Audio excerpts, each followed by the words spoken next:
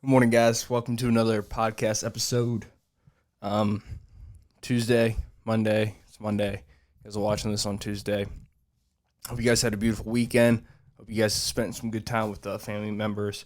And hope you guys did what you wanted to do, didn't do what you didn't want to do, and you lived your truth the entire weekend. On the last episode, I got a few people who responded to me about it in ways that made me very happy, in ways that made me appreciate, and a reminder of what this podcast is about, why I do it, what I do it for, and why I continue to upload it twice a week. And I sit down in front of this camera and I talk for 40 minutes a day. I know my last podcast I talked a little bit about depression and just overall feelings towards it, and how I've been feeling lately within how I've been feeling that way. And it was really interesting, and this is something that it's just the absolute truth, and it works, and it's something that I think people crave, is honesty about how you're feeling at a certain time. And I was very honest with it. I was open. I said, yeah, I've been feeling like shit lately. I've been feeling depressed. I've been feeling like my emotions are in quicksand and I just can't get them out. And, you can ask me how I'm feeling, and I'm not really faking it. Like, I'm not really saying, I feel great. I'm just, I feel like I'm here. You get caught up in the cycle. And it was so beautiful for me to say it publicly, something that I felt like I had to do, because I knew I couldn't be the only one who was experiencing it. So I said it, and I had a few people in person, outside of the podcast studio or my bedroom, outside of the podcast itself, in real life. I mean, the podcast is real life, but like person to person instead of over a screen, or whether it be a computer screen or a phone screen. Just say very honest things and very truthful things, and good, great conversation. And I thought that was beautiful, and it was just kind of a reminder of what this is and what the podcast is and what it does for people and the way it makes people feel. It's entertainment, right? I mean, foremost, before anything else, is entertainment. It's something you can just bypass your day with, something that you can just plug in, to your radio, into your iPhone, and you can just listen to it, and it makes the time go by faster. If you want to listen, do homework while you're listening to it, or whatever, running, working out, it doesn't really matter. That's not the point. But the point is that sometimes, I say things, and sometimes things come into my head that I really do think people need to hear, and I think could have a ripple effect out into the more than just me. If it hits one person, you grow up, and you sometimes you run across this like this nihilism of whatever you do doesn't matter, because you're just a collection of cells living in this world. You're just floating through this world, and does anything really matter? And I've fallen a few times, and I've gotten stuck in that mindset of like, well, what does matter if death is upon us? And that's guaranteed. That's the one thing in life that I know is guaranteed. Like, truthfully, that's the only thing I know is going to happen. Everything else, I can say with a high probability, that it's going to happen for me, but I can't objectively say 100%, but with death, it's something I 100% know. It's part of our conscience. It's wired into our brain. We are aware of our own death, and that's one of the reasons why we work so hard while we're alive, and why we plan things out, and why we want to raise kids the right way and leave on a legacy, because we know our time is going to expire eventually. Fuck, what was I saying? Sorry, my head is everywhere. um, yeah, but we know death is upon us. But understanding, that's what I was saying. So I've caught myself in the mind state of, well, if death is upon me, nothing else matters, and why would I even? Why does if that's the truth, then anything I do doesn't affect anything. It's for nothing, right? It's for nothing. You're gonna eventually pass away. But the more I read philosophers and geniuses, and the more I listen to certain psychologists, especially Dr. Jordan Peterson, it's like, you cannot think like that. You can. I mean, you're not gonna not. You're gonna. It's a trap. It's a very attractive trap, because there's something very comforting if life means nothing, because then you can be as risky as you want. You can be as impulsive as you want. You can do things that don't matter. You could do things that have a very high risk, but a very high reward. And if it doesn't work out, you can say, well, it doesn't really matter in the end. You can live a life like that. You can live a life of instability, of instability like that. Like, that's 100% probable. You can live a life where you just hurt other people, and the people around you are just constantly struggling because of your impulsivities and your immatureness, right? You could do that, and you can leverage it. You can leverage your actions, because life ends eventually. We all die eventually. But something that I think is equally as important, and something that is the truth also, is that every day, your decisions aren't just the decisions from yourself. Every time you make a decision, there's a ripple effect. Like when you throw a pebble into the pond, once it hits the water, it goes out and it hits other things. It hits creatures on the top of the water. It just has this outward effect. And going from it doesn't matter because nothing matters because life is going to end, to every action that you make impacts someone, something multiple times. Each of them it's opposite side of the spectrums, but it gives your life a meaning. Each one of them can give your life a meaning. That's what's dangerous. A meaning of nothing, which is very attractive for people, especially young men, between 18 to 25. If you can get away with absolute chaos and your line of defense is because it doesn't matter in the end, then you will continue to do that. You're going to be as reckless as possible, as impulsive as possible, as much of a lying piece of shit as you could possibly be. That's what you're going to do. You're going to choose that path over anything else, right? But that's the wrong choice, because everything you do, every person that you do come across, every conversation you have with people, there's an outward effect. And eventually it comes back around. Eventually your constant decisions, not even that it comes back around, but you set yourself up for your success or your failure in the future. If you're living a life where you're just a tornado everywhere you go, then you might get lucky a few times, but eventually that tornado effect is going to tear down your own future. In the present, it doesn't make sense. And in the present, there's no sense of, there's no sense of fear. There's no sense of fear because you feel invincible. You feel like it won't ever hurt you. It won't ever hurt you because you're crippled with this cancerous mind state. But I think it's very important.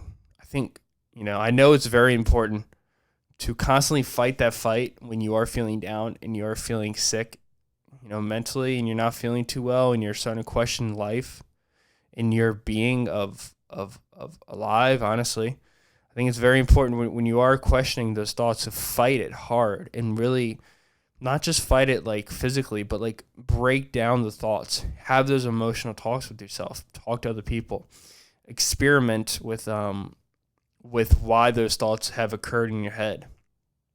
and broadcast it. And talk to people that you very much trust, because every action that you make every day is going to affect something around you, and that could pull you right out of that hole just as quickly as it got you into that hole. And that's something that I think I had to share on the podcast, because I knew I couldn't be the only one, and I knew that there was people out there who are also struggling. And I know this time of the year is hard. Like January and February is a hard time of the year. And, people trip balls about the New Year's and wanting to do all these things, and sorry about that, still getting over this cold, and wanting to accomplish all these activities, and it's right after the holidays. But there's this overall I think overall there's a feeling of just hopelessness and kind of emptiness. At least for me, it's always been this way for this time of the year. Just cold outside and rainy and snowy, and you just feel like shit. I always put on weight at this time of the year, which I'm fighting that very hard, which is helping me. I think it's very important to keep fighting on. And you're gonna struggle. Like panic attacks are something that my whole life I've never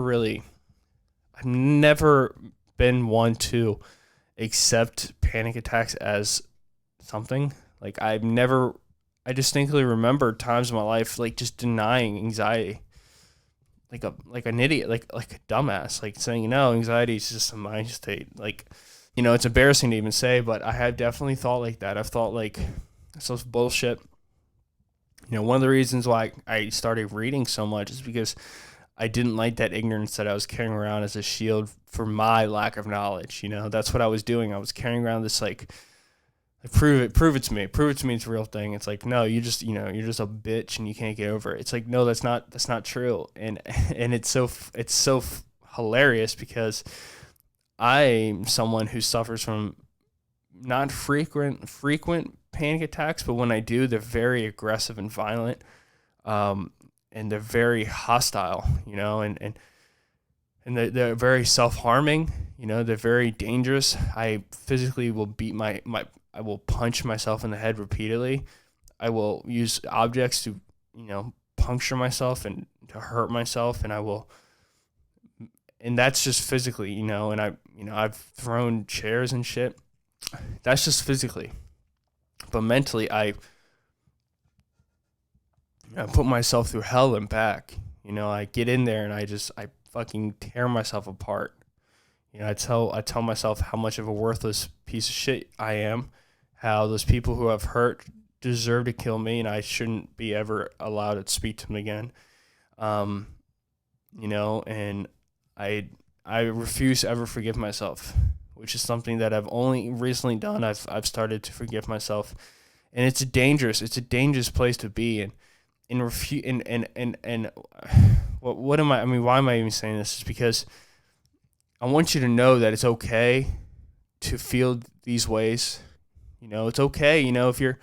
If you think that your life, if you think at this age you're not allowed to feel that way, because you just got a new job, you just graduated college, you may have just gotten married, and you think that objective, accomplishing that specific item, that goal, that check mark, it should and will lead you to up yourself out of a situation of whatever, depression or anxiety or whatever it is. You're wrong. It's never going to be that way. It's going to be a constant battle for people. It's going to be a constant tug and war, but what's really important and something that I really want to get across is you got to always fight that war. You can't ever step down. You can't ever stop fighting that war. You got to make sure you're always fighting. You're always on the front line, and you're not stepping down, and you're always putting in the hours each day to take care of your brain, take care of yourself, and you're making time for yourself, and you're enjoying your life to the best possibility that you can, while maintaining a healthy level of mental health.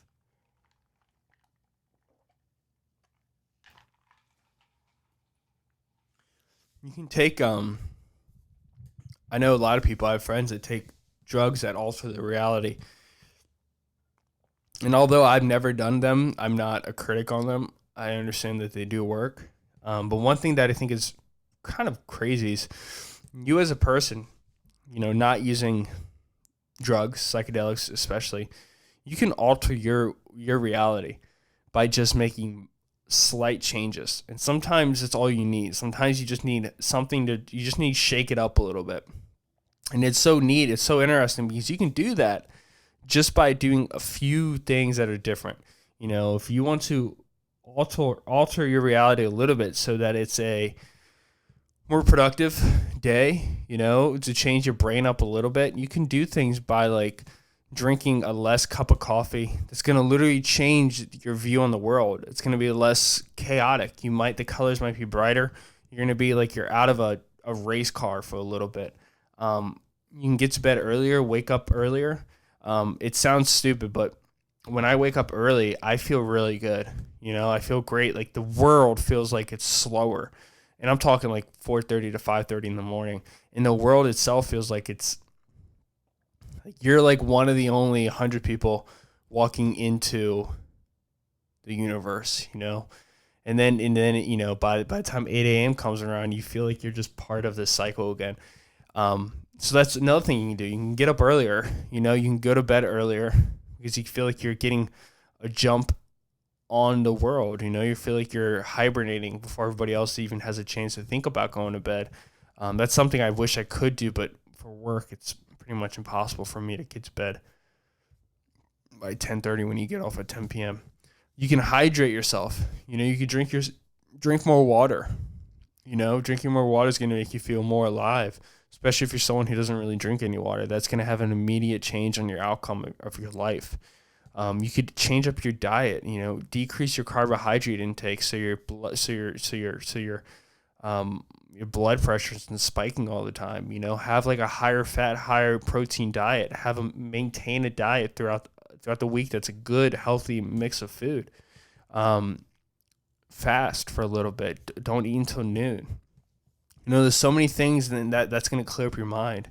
There's so many things that you can do just physically to alter your mind state without having to do extreme things. You can meditate first thing in the morning. You can start working out first thing in the morning.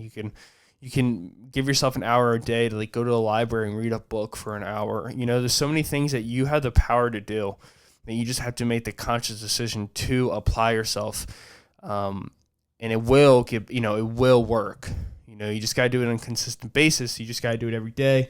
And you just got to allow yourself to make those changes. And you can't be afraid. You can't be embarrassed. You can have people who you talk to and you tell them about, and that could potentially help you. That could potentially allow you to not feel embarrassed if someone else knows. I don't know. There's just so many things I think you can do to alter your reality in a way that's going to allow you to become a more stable person. Like I know for myself, I'm going to be going back into therapy because I've loosened up lately for like the past 3 months on my self-care. I'm not going to say I relapsed, but I've definitely slipped back into just self-sabotaging myself. Not putting myself first, letting myself get taken advantage of, applying myself way too much, to the point where I had the flu, and I probably picked up the flu, but I was sleeping 4 hours a night, and for like 2 weeks straight, and of course I eventually got the flu, and I forgot what days were. Everything just kind of, I feel like I was napping every night, I felt like I was napping every single night. That fucked with my head, and eventually came to a point where my body just said, "Hey, dude, fuck you. We're gonna do this real quick. We're gonna force you to lay down." And as I was laying down, I just slipped into this just dark place of like just confusion about my life, because here I am. I've worked so hard to, be a healthier human and be better to people around me and be better to myself, and I lost control. My foot slipped off the brake and it's slamming into the gas pedal. And that, that's hard to, you don't want to admit that, right? You don't want to have to admit that that's your reality, and you don't want to admit that that's true. But that was my truth, and it's something that lately I've had to really just suck it up, and I have to do that. I gotta make time and put myself first, because I don't want to continue down this path. I don't want to, because this path is so. It's hard to say, but it feels so much safer than the healthy path, because I've blossomed in this path, in this world so much, where it's so much easier to place blame on yourself and hate yourself than it is to take care of yourself. It's so much easier to do that, and it's something that I can do. I return to that state so much quicker and easier than returning to the state of self-love and taking care of myself, and emotionally, physically, and spiritually. I return to the state of taking a knife and stabbing myself repeatedly, mentally, not physically, but mentally. Like that world is so much easier for me to do than any other world, and it's something that I had to be super aware of, and it's something that I am very aware of. And I don't want people to think I'm complaining, I'm being sappy here, but I'm not. Like, the same way that months ago when I was on the mic, when I was talking to you guys, it was so uppy, happy all the time. But now it's not, and that's something that I think you either like or you hate about me. You hate about the podcast, you like about the podcast. It doesn't matter. I don't know if it's just if I'm just very insecure about it, but I feel like it's something that people hate. I feel like it's something that men especially hate. They hate this idea of, maybe you are struggling and maybe you do need help. They hate the idea of that. It's like a defeat mechanism. It's something that, because I see it a lot with men, where it's like they refuse to accept that maybe they're struggling and maybe they need help, and maybe you can't just push every single day. Maybe you can't just fight every day. Maybe you got to take a week off, and that's what I want to tell people, is that even if there is that sense out there about this podcast, or there is, I'm clearly I'm insecure about it because I'm talking about it, and it's probably not true, and there's not really evidence for it to be true, but it's something that, fuck those people. You got to put yourself first, and nothing else matters. That's one thing I can distinctly say from therapy that helped me tremendously, is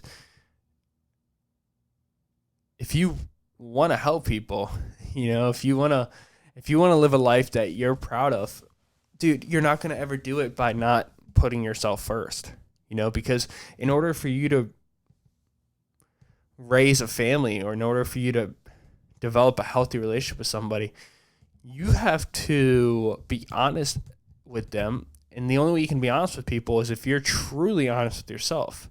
If you can truly speak to yourself, and you can ask yourself questions, and you can break down your thought patterns, and you can stop yourself when you start going too far. When you understand that the ledge is near, but you can pull back a little bit on the reins. That's something that I think is important. And I think that's something that guys need to do, and I think that's something that that we all need to really start pushing forward to, pushing towards. And it's something that I find that people do not take care of, and I think it leads to a lot of arguments, and it leads to a lot of resentment and anger in relationships, and then a lot of anger and resentment towards yourself.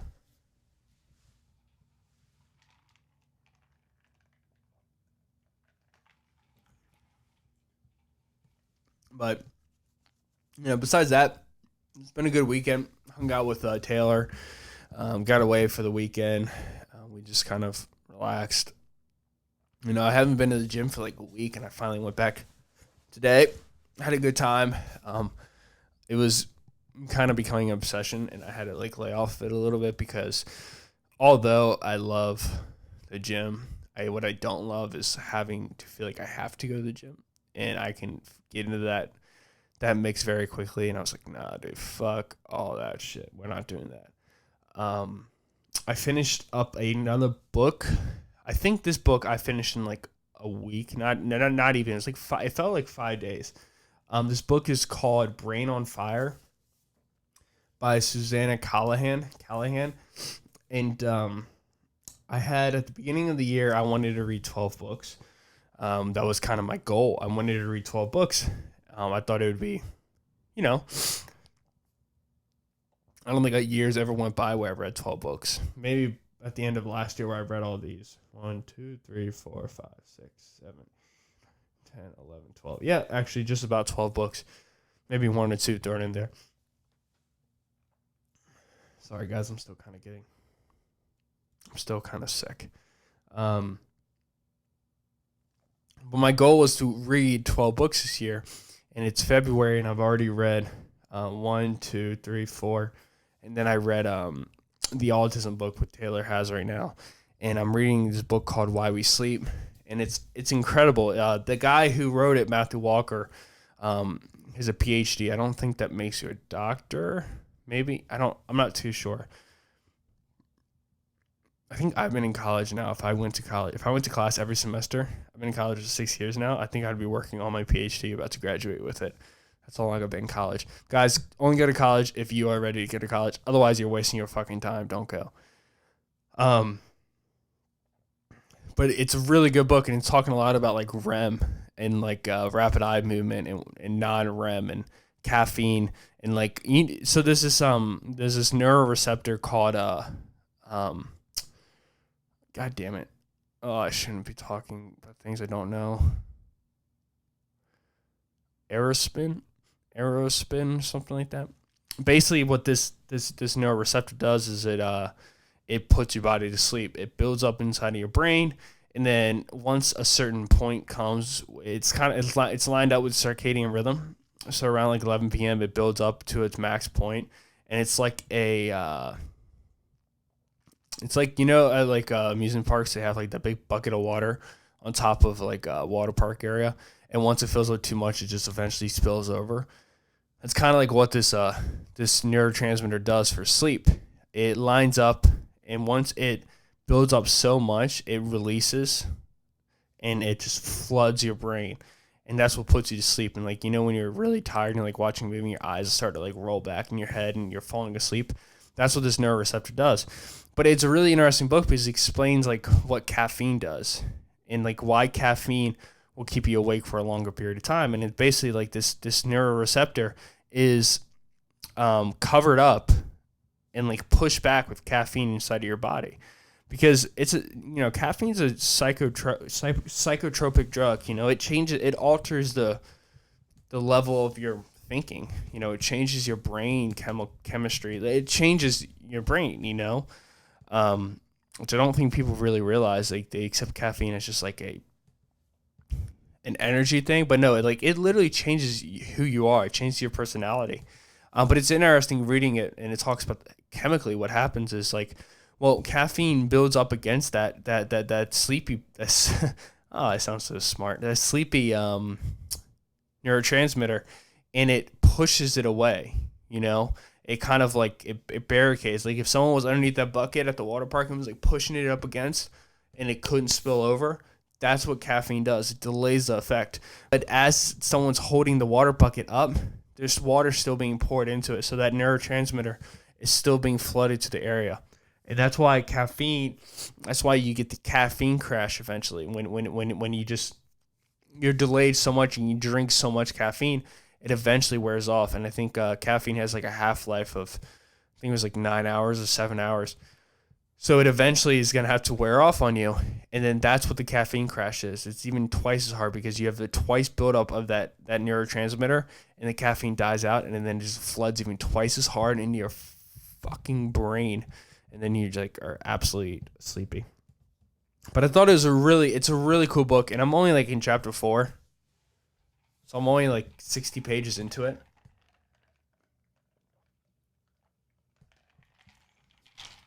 But this guy Matthew Walker, he was one of the first podcasts I ever heard Joe Rogan do, and the guy's a genius, and you're listening to it, and you don't realize how important sleep is.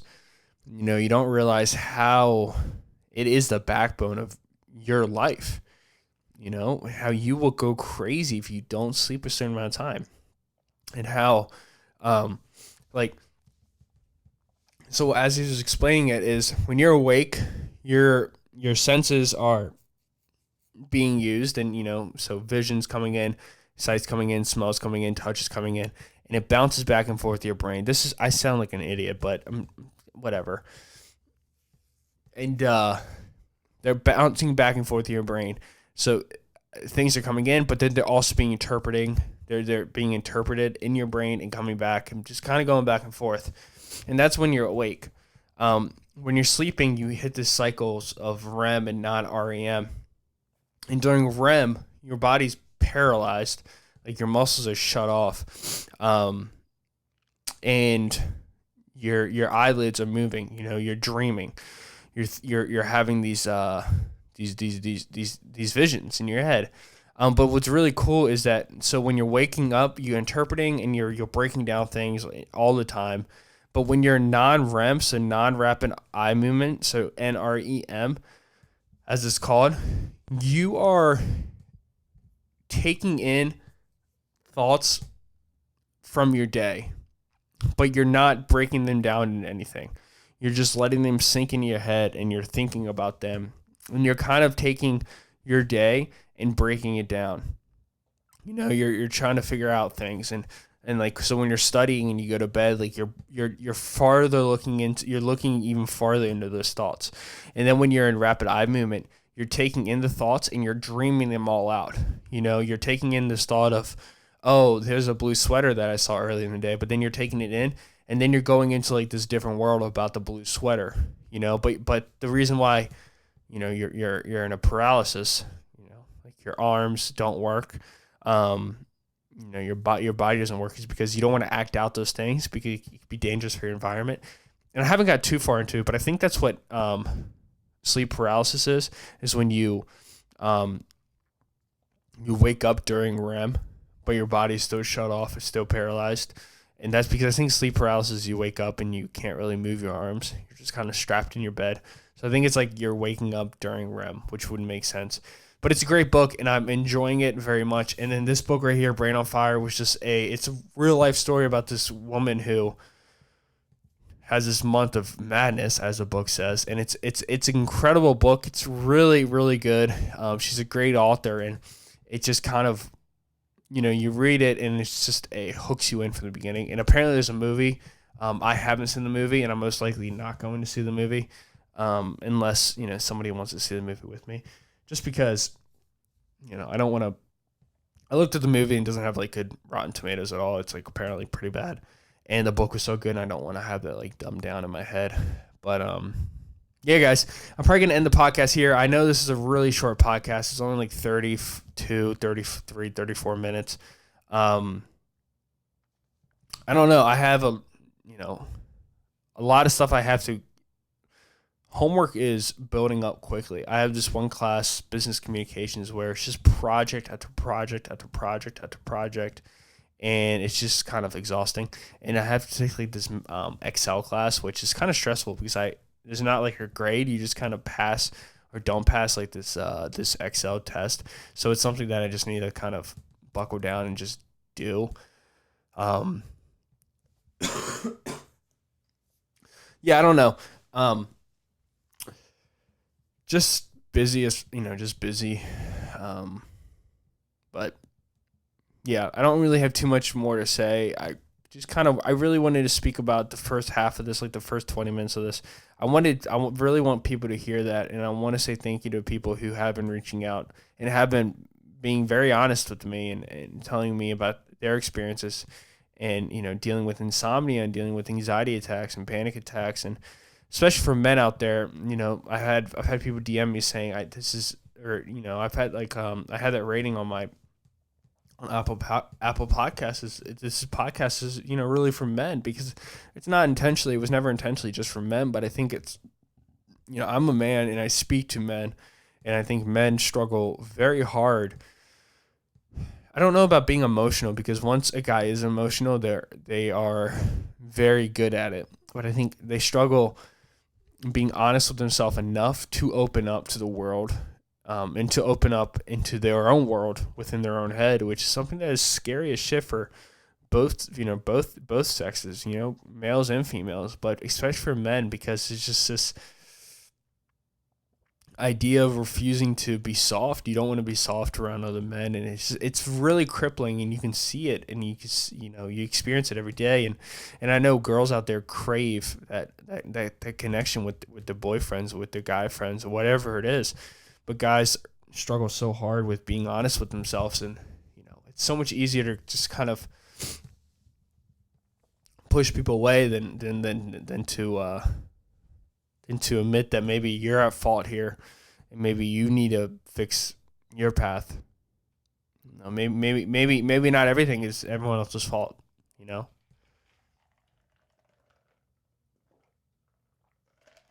It's so much more comfortable to be ignorant, than to be honest.